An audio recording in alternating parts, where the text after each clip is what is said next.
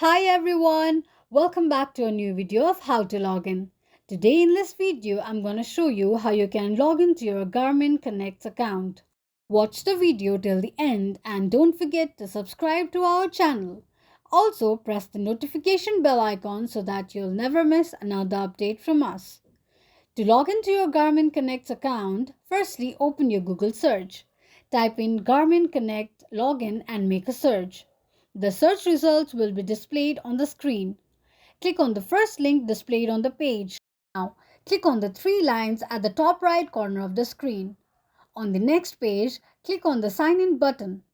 Enter your email address as well as your password associated with your Garmin Connect account. Click on Show option to check if you have entered your password correctly or not, and then click on Sign In.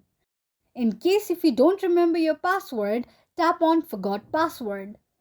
If you want your ID to be remembered, tick mark on Remember Me.